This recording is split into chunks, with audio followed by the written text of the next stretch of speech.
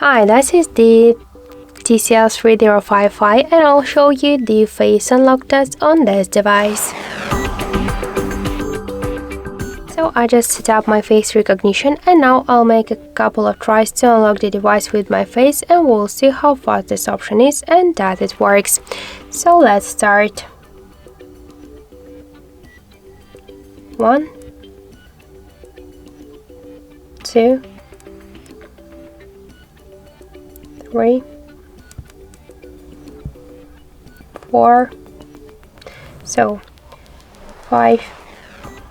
In my case, I just should swipe to unlock, but you could turn off this option just by click here to the security and biometrics, tap to face unlock section, and here stay unlock screen after unlocking switcher, you should turn it off. Now let's lock the device. And we could see that we just directly unlock our device after that.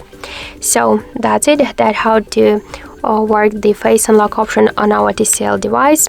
You could try this unlock method, but don't forget that the face unlock is less secure than the passcode or pin code unlock methods. That's it. Thank you for watching, and if you like this video, leave thumbs up and subscribe.